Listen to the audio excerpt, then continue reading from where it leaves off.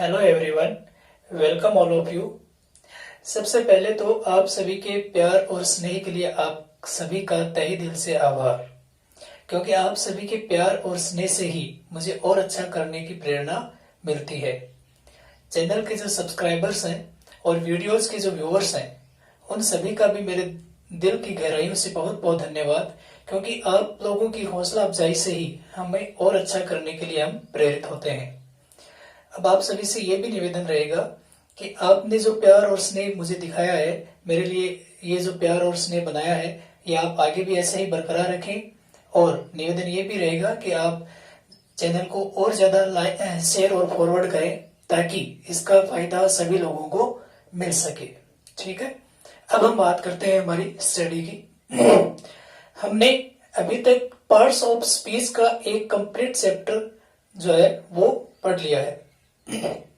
Parts of speech जिसको हमने पूरी तरह से पढ़ लिया, जिसके हमने 12 वीडियोस अभी तक बनाए हैं। उसमें पार्ट्स ऑफ स्पीच के जो 8 पार्ट हैं, उन noun, pronoun, adjective, verb, adverb, preposition, conjunction और इंटरजेक्शन, इन सभी टॉपिक्स का अध्ययन हमने बहुत ही अच्छे तरीके से पीछे की वीडियोस में कर लिया है। यानी हमारा पार्ट्स ऑफ स्पीच का जो चैप्टर है वो कंप्लीट हो चुका है, जिसके हमारे 12 वीडियोस चैनल के ऊपर अपलोड है। अभी जो भी कोई नए सब्सक्राइबर जुड़ते हैं, तो उन सभी से ये निवेदन है कि वो पीछे की वीडियोस को जाके वहां पर चैनल पे जाके देख सकते हैं। ठीक है, और अब हम आज एक नया टॉपिक शुरू करने जा रहे हैं, मॉडल्स। आगे के कुछ वीडियोस में हम मॉडल्स के ही बारे में पढ़ेंगे। ठीक है, तो आइए शुरू करते हैं।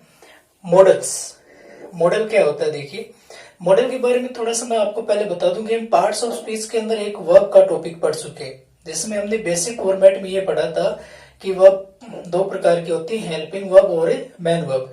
हेल्पिंग वर्ब जिसको ऑक्सिलरी वर्ब भी कहा जाता है, हमने हेल्पिंग वर्ब या ऑक्सिलरी वर्ब को 2 टाइप्स में डिवाइड किया था। कौन कौन से? प्राइमरी ऑक्सिलरी वर्ब और modal auxiliary verb. Primary auxiliary verb में बी वर्ब, डू वर्ब और हैव वर्ब्स आती हैं। बी में is, are, am, was, were, और डू में डू, डज, डिड, और हैव में हैज, हैव, हैड। बाकी दूसरा जो टाइप था ऑक्सिलरी वर्ब या हेल्पिंग वर्ब का, वो था मॉडल ऑक्सिलरी वर्ब, जिसमें हमने can, could, may, might, must, will, would, shall, should और ये ought, use to, need और डेयर, इनके बारे में हमने पढ़ा था। तो ये होते हैं मॉडल ऑक्सिलरी वर्ब। तो आज हम उनके बारे में विस्तार से अध्ययन करेंगे। तो आइए शुरू करते हैं कि मॉडल्स क्या होते हैं। तो मॉडल्स के बारे में बता दूं, मॉडल्स जो शब्द है, इसकी उत्पत्ति अंग्रेजी के मोड, MODE, मॉडल शब्द की जो उत्पत्ति है वो अंग्रेजी के मोड शब्द से हुई है, जिसका अर्थ होता है नेचर, बिहेवियर या मूड।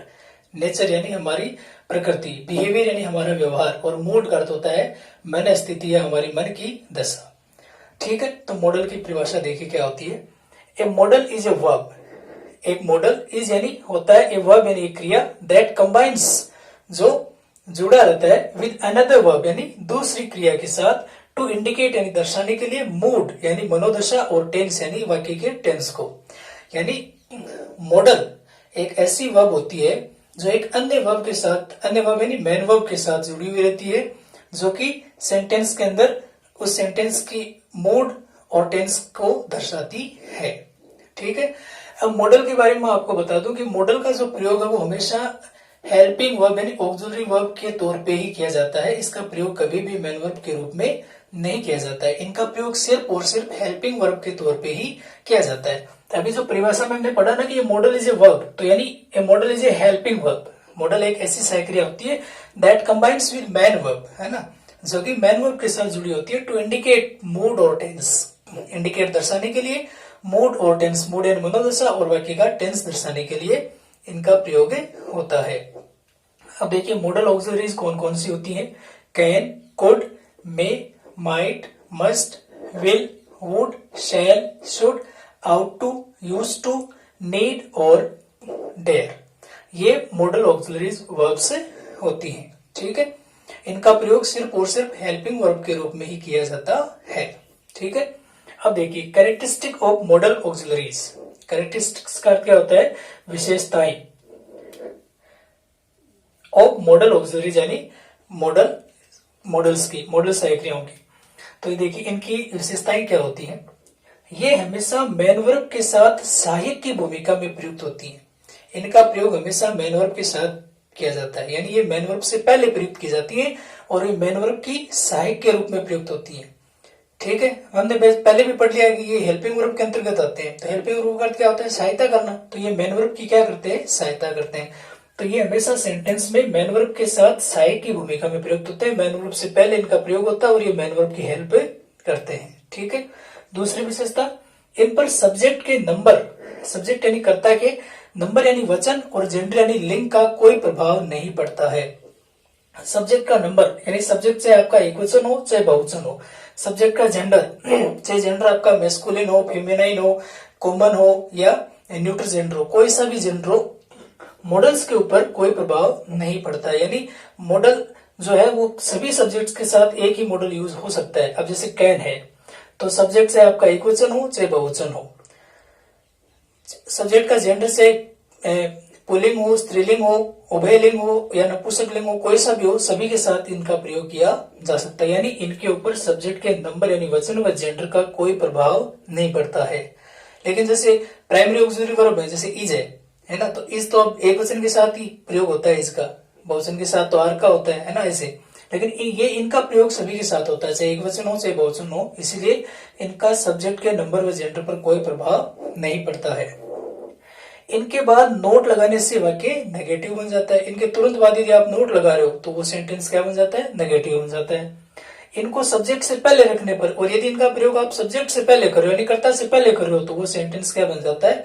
इंटेरोगेटिव सेंटेंस यानी प्रश्नवाचक वाक्य बन जाता है। पांचवी एक विशेषता और बता दूं आपको कि एक सेंटेंस के अंदर मॉडल ऑक्सिलरी और प्राइमरी ऑक्सिलरी दोनों का प्रयोग किया जा सकता है। ठीक है, हेल्पिंग वर्ब के दो टाइप है ना, प्राइमरी ऑक्सिलरी और मॉडल ऑक्सिलरी। तो दोनों का प्रयोग एक सेंटेंस में किया जा सकता है, लेकिन पहले मॉडल ऑक्सिलरी का प्रयोग होगा, उसके बाद प्राइमरी ऑक्सिलरी का प्रयोग होगा। जैसे मैं एक सेंटेंस बोल रहा हूं कि I might have gone to the party. I might have, अब देखो आई के साथ माइट मॉडल आ गया और माइट के तुरंत बाद हैव बोला है, तो हैव क्या है? प्राइमरी ऑक्सिलरी वर्ब है। तो माइट हो गया मॉडल ऑक्सिलरी और हैव हो गया प्राइमरी ऑक्सिलरी। दोनों का प्रयोग एक साथ कई वाक्यों में किया जा सकता है, लेकिन पहले मॉडल ऑक्सिलरी का प्रयोग किया जाता है। ठीक है, तो ये थी मॉडल्स की विशेषताएं। अब हम इन मॉडल्स का प्रयोग कैसे कैसे किया जाता है, इनका यूसेज कहाँ होता है, कैसे होता है, इनके बारे में हमें पढ़ेंगे। तो सबसे पहले हम पढ़ेंगे कैन और कुड के बारे में। तो आइए शुरू करते हैं कैन और कुड। अब हम पढ़ते हैं मॉडल्स के यूसेज के बारे में, यानी मॉडल्स का प्रयोग कहाँ होता है, कैसे होता है। सबसे पहले हम पढ़ेंगे मॉडल कैन के बारे में। तो आइए शुरू करते हैं कैन। कैन का अर्थ देखिए होता है सकना। कैन का अर्थ क्या होता है? सकना। अब कैन का प्रयोग देखिए कहाँ का होता है। कैन का पहला प्रयोग देखिए, कैन का प्रयोग प्रेजेंट टेंस में, यही सबसे ध्यान से देखिए यहाँ पे, कैन का प्रयोग प्रेजेंट टेंस में यानी वर्तमान काल में एबिलिटी यानी योग्यता, कैपेसिटी यानी क्षमता, पावर यानी शक्ति, स्ट्रेंथ यानी ताकत, इंटेलिजेंस यानी बुद्धिमत्ता, स्किल यानी कौशल और क्लेवरनेस यानी चतुराई आदि के भाव में किया जाता है। यदि किसी सेंटेंस में प्रेजेंट टेंस के अंदर यानी वर्तमान काल के अंदर आपको ये भाव नजर आ रहे हो, किसी की योग्यता, किसी की क्षमता, किसी की शक्ति, ताकत, बुद्धिमत्ता, कौशल और चतुराई के भाव यदि आपको नजर आ रहे हो, तो वहां पे कैन मॉडल का प्रयोग किया जाता है। जैसे आई कैन टीच इंग्लिश, यानी आई यानी मैं, कैन का क्या होता है? सकना, तो सकता हूं। टीच यानी पढ़ाना और इंग्लिश यानी अंग्रेजी, मैं अंग्रेजी पढ़ा सकता हूं। क्यों? अब इसमें आपको मेरी एबिलिटी नजर आएगी। क्या नजर आएगी? एबिलिटी, क्योंकि मेरे अंदर इंग्लिश पढ़ाने की क्या होगी? एबिलिटी होगी।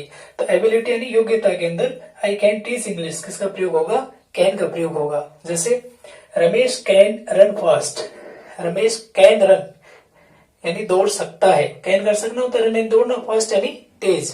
रमेश तेज दौड़ सकता है, क्योंकि रमेश में तेज दौड़ने की क्या है? एबिलिटी है। तो इसके अंदर भी रमेश की क्या शो हो रही है? एबिलिटी शो हो रही है। तो टेंस में प्रेजेंट है कि रमेश वर्तमान समय में तेज दौड़ सकता है। मैं आई कैन टीच इंग्लिश में अंग्रेजी पढ़ा सकता हूँ, इसका मतलब वर्तमान समय में पढ़ा सकता हूँ। Ravi can lift 100 kg weight, Ravi can lift यानी उठा सकता है, लिफ्ट यानी होता है उठाना, कैन यानी सकना, कैन लिफ्ट उठा सकता है 100 kg वेट यानी 100 किलो वजन। रमेश 100 किलो वजन उठा सकता है। क्यों? क्योंकि रमेश के अंदर 100 किलो वजन उठाने की क्या है, कैपेसिटी है, उसके अंदर 100 किलो वजन उठाने की क्षमता है।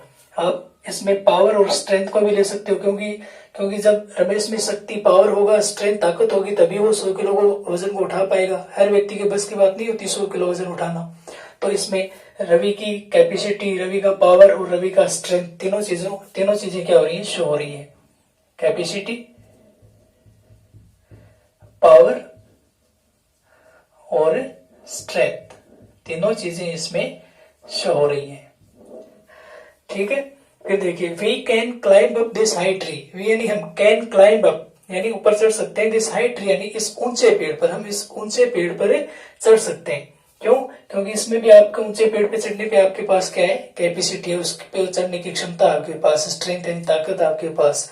तो इसमें भी किसका प्रयोग हो जाएगा, कैन का। फिर देखिए I can solve any question of this exercise. I यानी मैं, कैन सोल्व है, कैन यानी सकना, सोल्व यानी हल करना, हल कर सकता हूँ, एनी क्वेश्चन कोई भी प्रश्न, ऑफ दिस एक्सरसाइज यानी इसे अभ्यास का, इस एक्सरसाइज का या इस अभ्यास का मैं कोई भी प्रश्न हल कर सकता हूँ। क्यों कर सकते हो आप? क्योंकि इसके अंदर आपको उसमें हल करने की इंटेलिजेंस है, यानी आप बुद्धिमान हो, तभी आप इसको ऐसा आप कर सकते हो। आप ये भी कह सकते हो कि I can solve any puzzle या I can solve this puzzle, कि मैं किसी भी पहेली को या मैं इस पहेली को हल कर सकता हूँ। क्यों?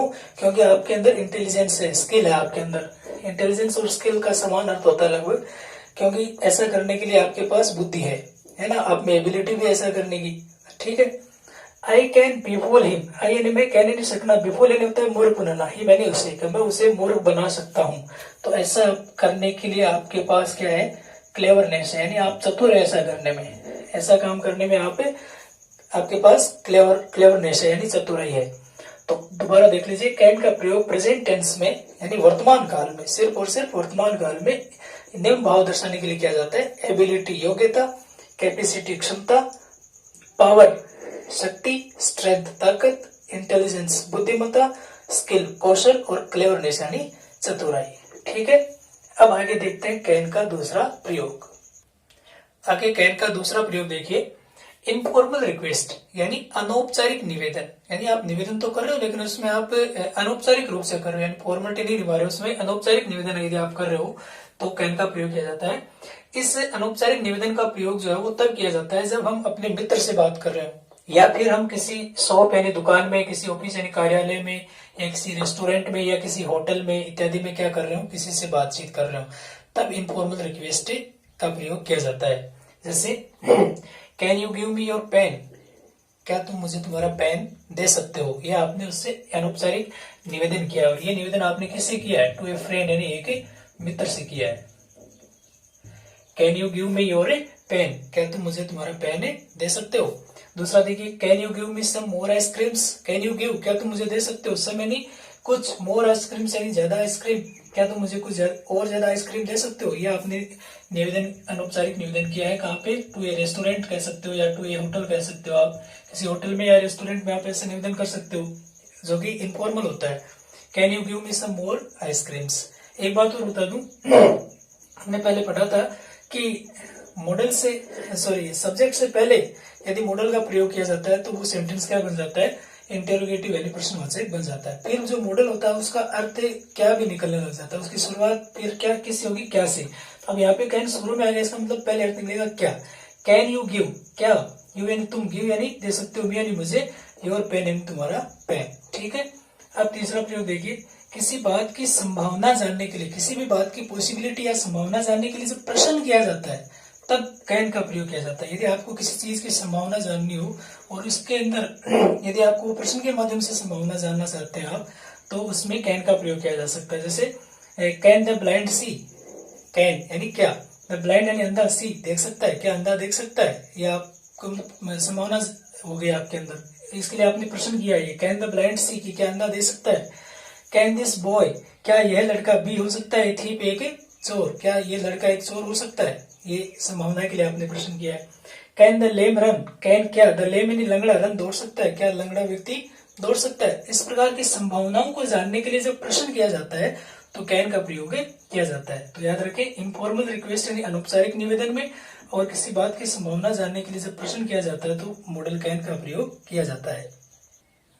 आगे कैन का चौथा प्रयोग देखिए, थियोरेटिकल पॉसिबिलिटी यानी सैद्धांतिक संभावना या फिर जनरल पॉसिबिलिटी यानी सामान्य संभावना को दर्शाने के लिए भी किसका प्रयोग किया जाता है, कैन का प्रयोग किया जाता है। यानी ऐसी कोई संभावना जिसमें कुछ सिद्धांत हो या फिर ऐसी कोई संभावना जो सामान्य सी बात हो जिसमें सबको पता होता है कि ऐसा हो सकता है ना, ऐसी संभावना दर्शाने के लिए किसका प्रयोग किया जाता है, कैन का प्रयोग किया जाता है। जैसे कि everyone can make a mistake, everyone यानी कोई भी, कैन कर सकता है, मिस्टेक यानी एक गलती, कोई भी गलती कर सकता है। ये सामान्य सी बात है, सबको पता है कि गलती किसी से भी हो सकती है, ऐसी एक सामान्य संभावना हो गई। तो everyone can make a mistake. फिर देखिए जैसे एक्सीडेंट्स यानी दुर्घटनाएं कैन हैपन घटित हो सकती हैं, एनीवेयर यानी कहीं पर भी, दुर्घटनाएं कहीं पर भी घटित हो सकती हैं, ये भी एक सामान्य बात है। क्योंकि एक्सीडेंट होने से पहले ये पता थोड़ी रहता है कि अब एक्सीडेंट होने वाला है, हमें कोई जानकारी नहीं होती इस बारे में, क्योंकि ये कहीं भी हो सकता है। तो ये एक सामान्य सी बात, हम सामान्य संभावना है कि ये कहीं पर भी किसी के भी साथ हो सकता है। तो एक्सीडेंट्स कैन हैपन एनीवेयर। या फिर जैसे देखो, the fire can be dangerous, fire यानी आग, कैन भी हो सकती है, डेंजरस यानी खतरनाक, आग खतरनाक हो सकती है। तो इस प्रकार की थ्योरेटिकल पॉसिबिलिटी या जनरल पॉसिबिलिटी यानी सामान्य संभावनाओं के साथ किसका प्रयोग किया जाता है, कैन का प्रयोग किया जा सकता है। जैसे हम जनरल पॉसिबिलिटी का एक और एग्जांपल लें, जैसे कि television can be found in every middle class family, कि भी जो टीवी है वो प्रत्येक मध्यम वर्गीय परिवार में पाया जा सकता है। ये एक सामान्य सी बात है, क्योंकि गरीब है वो इसको अफोर्ड नहीं कर सकता, रिच है जो अमीर है उनके पास होता ही है, लेकिन जो मध्यम वर्ग के लोग हैं उनमें लगभग के पास ये पाया जा सकता है, ऐसी हम सामान्य संभावना व्यक्त कर सकते हैं। तो यानी TV can be found in every middle class family. ठीक है, फिर अगला प्रयोग देखिए, इनफॉर्मल परमिशन यानी अनौपचारिक अनुमति के साथ भी, अनौपचारिक अनुमति से आपको लेनी हो चाहे देनी हो, इनफॉर्मल परमिशन होनी चाहिए, है ना, उसमें कैन का प्रयोग किया जाता है। जैसे आप you can go home now, अब तुम घर जा सकते हो, यानी यदि आप किसी काम को कर रहे थे और यदि वो आपका काम कंप्लीट हो गया तो आपको कहा जा सकता है कि you can go home now, अब आप घर जा सकते हो, ये इनफॉर्मल परमिशन है। Can I use your pen, क्या मैं तुम्हारा पेन काम में ले सकता हूँ, ये भी आप किसी से अनौपचारिक रूप से अनुमति ले रहे हो कि क्या मैं तुम्हारा पेन काम में ले सकता हूँ। तो इनफॉर्मल परमिशन के अंदर भी कैन का प्रयोग किया जाता है।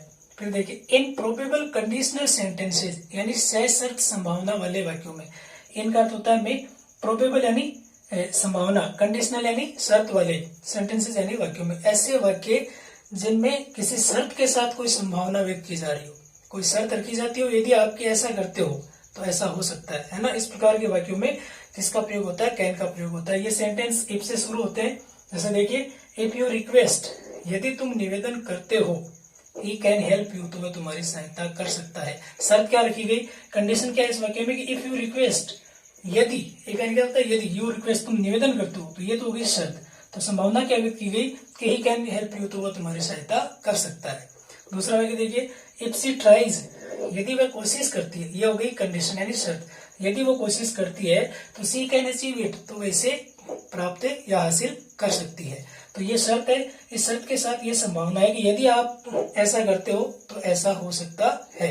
तो इस प्रकार के वाक्य इफ से शुरू होते हैं कि यदि आप ऐसा करते हो, है ना। तो इनप्रोबेबल कंडीशनल सेंटेंसेस यानी सशर्त संभावना वाले वाक्यों में भी मॉडल कैन का प्रयोग किया जाता है। ये था मॉडल कैन का प्रयोग। अब हम पढ़ेंगे कुड के प्रयोग के बारे में। अब देखिए, कुड का अर्थ भी होता है सकना, ठीक है। कैन का अर्थ भी सकना होता है, कुड का अर्थ भी सकना होता है, लेकिन कैन की जो पास्ट फॉर्म होती है वो होती है कुड। कुड जो है वो कैन की पास्ट फॉर्म होती है। कुड का प्रयोग देखिए, पहला प्रयोग देखिए, इसका प्रयोग पास्ट टेंस में, ठीक है। कैन का प्रेजेंट टेंस में होता है और कुड का पास्ट टेंस में। सेम वही कंडीशन है जो हम कैन के साथ यूज कर रहे थे, लेकिन कैन के साथ प्रेजेंट टेंस में कर रहे थे, लेकिन कुड के साथ पास्ट टेंस में। एबिलिटी यानी योग्यता, कैपेसिटी क्षमता, पावर शक्ति, स्ट्रेंथ ताकत, स्किल कौशल, इंटेलिजेंस बुद्धिमत्ता और क्लेवरनेस यानी चतुराई। सेम कंडीशन है, लेकिन इन सभी का, यदि ये सभी पास्ट टेंस में इनका भाव दर्शाया जा रहा है तो किसका प्रयोग होगा, कुड का प्रयोग होगा। पास्ट टेंस में जो कुड है उसका अर्थ या तो सका या सकता था, सकती थी, सकते थे, इस प्रकार से निकलेगा। जैसे देखिए, I could run fast when I was young. I could run fast, मैं तेज दौड़ सकता था, क्योंकि पास्ट टेंस में इसका प्रयोग होता है। व्हेन आई वाज यंग, जब मैं जवान था। सेंटेंस देखो पहले से पास्ट टेंस में। यदि मान लीजिए यहाँ पे कुड नहीं भरा हुआ है, आई खालिस्तान run fast when I was young, तो आप पहले पता लग जाएगा आपको, आई रन फास्ट में दौड़ सकता व्हेन आई वाज यंग, जब मैं जवान था। था आ गया मतलब पास्ट टेंस हो गया। तो I could run fast when I was young, जब मैं जवान था तेज दौड़ सकता था, क्योंकि ये आपकी पास्ट एबिलिटी हो गई, क्योंकि ये एबिलिटी अब नहीं है आप में, ये पास्ट में थी, जब आप जवान थे तब तेज दौड़ सकते थे। तो past ability, past capacity, past power, past strength, past skill, past intelligence और पास्ट क्लेवरनेस को दर्शाने के लिए कुड का प्रयोग किया जाता है। फिर देखिए व्हेन रमेश वाज यंग, जब रमेश जवान था, पास्ट टेंस हो गया। He could lift 100 kg weight, वह 100 किलो वजन उठा सकता था। रमेश जब जवान था तब उसमें 100 किलो वजन उठाने की क्या थी, कैपेसिटी थी। वर्तमान समय में नहीं है, भूतकाल में थी, यानी पास्ट में थी। ठीक है, प्रेजेंट में होती तो कैन का प्रयोग होता, अब पास्ट में तो कुड का। ठीक है। सीमा कुड टाइप फास्ट, सीमा तेजी से टाइप कर सकती थी। When she was in this job, जब वो इस नौकरी में थी। वाज आ गया देखो पास्ट टेंस, वो जब इस नौकरी में थी तो वो तेजी से टाइप कर सकती थी, क्योंकि उसमें उस समय तेजी से टाइप करने की स्किल थी, इंटेलिजेंस थी, एबिलिटी थी, है ना, कुछ भी कह सकते हो आप। फिर देखिए my grand mother could see without glasses, मेरी दादी माँ बिना चश्मा की देख सकती थी। वैन जब सी वाज 30 ईयर्स ओल्ड, जब वो 30 साल की थी, जब मेरी दादी माँ 30 साल की थी वो बिना चश्मा की देख सकती थी।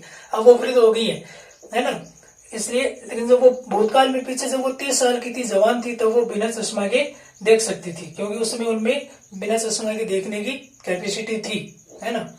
Ram was so strong, Ram इतना मजबूत था, दैट की he could win the race, कि वे रेस यानी दौड़ को जीत सकता था। राम इतना मजबूत था कि वो दौड़ को जीत सकता था, है ना। देखो रमेश वाज, क्योंकि रमेश इतना मजबूत था कि उसमें दौड़ को जीतने की क्या थी, कैपेसिटी, एबिलिटी थी, है ना। तो पास्ट के अंदर इन सभी कंडीशंस के साथ कुड का प्रयोग किया जाता है। आगे कुड का प्रयोग देखिए, कुड का दूसरा प्रयोग देखिए, to express polite request. To express यानी व्यक्त करने के लिए या प्रकट करने के लिए, पोलाइट रिक्वेस्ट यानी विनम्र निवेदन। इन प्रेजेंट टेंस यानी वर्तमान काल में, वर्तमान काल में यदि आप किसी से विनम्र निवेदन करते हैं तो उस चीज को प्रकट करने के लिए कुड का प्रयोग किया जाता है, यानी वर्तमान काल में विनम्र निवेदन के लिए प्रश्नवाचक वाक्यों में, क्योंकि कुड शुरू में आएगा तभी आप निवेदन कर सकते हो, है ना। जैसे could you help me please, क्या आप मेरी सहायता कर सकते हो। अब यहाँ पे कुड का प्रयोग प्रेजेंट टेंस में हो रहा है, लेकिन क्या शो हो रहा है यहाँ पे, पोलाइट रिक्वेस्ट। जो एबिलिटी, कैपेसिटी, उनका तो होता है पास्ट टेंस में, है ना, कुड का प्रयोग। लेकिन पोलाइट रिक्वेस्ट के लिए कुड का प्रयोग प्रेजेंट टेंस में होता है। Could you help me please, क्या आप मेरी सहायता कर सकते हैं। तो ये आप विनम्र निवेदन कर रहे हो, वाक्य कौन सा हो गया, प्रश्नवाचक वाक्य। फिर देखिए could you please lend me your pen, could you please lend me, could क्या, यू एंड तुम, प्लीज कृपया, लैंड उधार दे सकते हो, मी यानी मुझे, योर पेन यानी आपका पेन, क्या आप मुझे आपका पेन उधार दे सकते हो। तो इस प्रकार to express polite request in present tense यानी वर्तमान काल में विनम्र निवेदन के लिए कुड का प्रयोग किया जाता है प्रश्नवाचक वाक्यों में। ठीक है। फिर देखिए to express incidents in the past, to express व्यक्त करने के लिए, इंसिडेंट्स यानी क्या होता है, घटनाएं, इन द पास्ट यानी भूतकाल की घटनाओं को व्यक्त करने के लिए, यानी बीती हुई घटनाओं को व्यक्त करने के लिए। आपके साथ कोई पीछे कोई घटना व्यक्त होगी, उसको व्यक्त करने के लिए कुड का प्रयोग किया जाता है। जैसे इट वॉज सो डार्क, इतना अंधेरा था, दैट, अब था मतलब पीछे कोई बात हो गई, इट वॉज सो डार्क, इतना अंधेरा था, दैट की ही कुड सी नथिंग, कि वह कुछ भी नहीं देख सकता था, क्योंकि पास्ट में ये चीज बीती हुई घटना को व्यक्त करने के लिए इसका प्रयोग होता है कुड का। It was so dark that he could see nothing, इतना अंधेरा था कि वह कुछ भी नहीं देख सकता था। और वो बात आपके साथ पीछे हो गई, अब आप ये किसी को बता रहे हो कि भाई बहुत अंधेरा था कि वो कुछ भी वहां पे नहीं देख सकता था। फिर देखिए जैसे the fan was so high, पंखा इतना ऊंचा था, दैट की Ravi could not touch it, कि रवि इसे छू नहीं सकता था, है ना। तो to express incidents in the past यानी बीती हुई घटनाओं को व्यक्त करने के लिए भी कुड का प्रयोग किया जाता है। फिर देखिए to express an imaginary condition, काल्पनिक शर्त प्रकट करने के लिए पास्ट टेंस में। हमने कैन के अंदर जो लास्ट प्रयोग पढ़ा था इन प्रोबेबल कंडीशंस, वहां हम कैन का प्रयोग हमने जो पढ़ा था ठीक वैसा ही है, वही उदाहरण ये है। देखो उसमें था इफ सी ट्राइज यदि वो कोशिश करती है, और इसमें इफ सी ट्राइड यदि वो कोशिश करती है, यानी वो तो था प्रेजेंट टेंस और ये है पास्ट टेंस। तो इन प्रोबेबल कंडीशन या इन एन इमेजिनरी कंडीशन यानी सशर्त संभावना वाले वाक्य यदि प्रेजेंट टेंस में हो तो कैन का प्रयोग होता है, और पास्ट टेंस में हो तो कुड का प्रयोग होता है। इफ सी ट्राइड यदि वह कोशिश करती, सी कुड अचीव इट, तो वह इसे हासिल कर सकती थी। इफ यू रिक्वेस्टेड यदि तुम निवेदन करते, ही कुड हेल्प यू, तो वह तुम्हारी सहायता कर सकता था। अब देखिए यहाँ पे यदि ट्राइड की जगह अगर यहाँ पे ट्राइज होता ट्राइड ये सेकंड फॉर्म है, इसकी जगह यदि ट्राइज होता है इस फॉर्म है ना, तो वो प्रेजेंट टेंस हो जाता, तो यहाँ पे कैन का प्रयोग होता। इफ यू रिक्वेस्टेड, रिक्वेस्टेड की जगह यदि रिक्वेस्ट होता तो ये प्रेजेंट टेंस हो जाता, तो यहाँ पे कैन का प्रयोग होता। ठीक है, तो इन प्रोबेबल कंडीशन या to express an imaginary condition में कैन और कुड दोनों का प्रयोग होता है। यदि टेंस प्रेजेंट है तो किसका प्रयोग होगा, कैन का, और यदि टेंस पास्ट है तो किसका प्रयोग होगा, कुड का। आगे देखिए, काम करने की योग्यता, क्षमता या संभावना होते हुए भी, यदि आपके पास किसी काम को करने की योग्यता है, क्षमता या संभावना है, संभावना थी, फिर भी भूतकाल में कोई काम आपसे पूरा न हो सका। यदि आपके पास उस काम को करने की क्षमता थी, उस काम को करने की योग्यता थी, आपको उस काम को करने के लिए ऐसी संभावना जताई जा सकती थी पास्ट टेंस में, लेकिन वो काम फिर आपसे पूरा हो नहीं सका, यानी योग्यता के, क्षमता के, संभावना के होते हुए भी यदि वो काम पूरा नहीं हो पाता है पास्ट टेंस में, तो किसका प्रयोग किया जाता है, कुड का प्रयोग। इसके लिए ज्यादातर देखो could plus have plus main verb की थर्ड फॉर्म का प्रयोग होता है। Could have plus main verb की थर्ड फॉर्म, जैसे देखिए सी खालिस्तान हैव पास्ड द एग्जाम, देखो कुड के बाद देखो हैव आया और हैव के बाद पास्ट मैन वर्ब की क्या है, थर्ड फॉर्म है, तो could plus have plus third. इस प्रकार के जो मतलब ये सेंटेंसेस होते हैं ना कि काम करने की योग्यता, क्षमता या संभावना होते हुए भी भूतकाल में कोई कार्य पूरा नहीं हो सका, इनके लिए could plus have plus main verb की थर्ड फॉर्म का प्रयोग होता है। जैसे she could have passed the exam, कि वह परीक्षा को पास कर सकती थी, उसके पास परीक्षा को पास करने की क्षमता थी, लेकिन वो परीक्षा पास कर नहीं सकी, है ना, वो काम पूरा नहीं हो सका। उसके पास क्षमता थी लेकिन वो हो नहीं पाया। He could have caught the train, देखो could के बाद have प्लस थर्ड फॉर्म, ये देखो have प्लस मैन वर्ब की caught कैस की थर्ड फॉर्म है। He could have caught the train, वह ट्रेन को पकड़ सकता था लेकिन पकड़े नहीं पाया। ठीक है, ये था आपका मॉडल could का प्रयोग। तो अब वर्तमान में जो हम पढ़ रहे हैं मॉडल्स, ठीक है, तो मॉडल्स के अंदर हमने कैन और कुड का अध्ययन आज कर लिया है। आगे की वीडियो में हम मे, माइट, मस्ट इत्यादि प्रकार के मॉडल्स का अध्ययन करेंगे। तब तक आप इनको अच्छे से पढ़ें और एक बार फिर से सभी से निवेदन रहेगा कि चैनल को ज्यादा से ज्यादा फॉरवर्ड करें ताकि अन्य लोग भी इससे जुड़ सकें, और ज्यादा से ज्यादा चैनल को सब्सक्राइब करवाएं ताकि सभी अन्य विद्यार्थियों को भी इसका फायदा मिल सके। Thank you.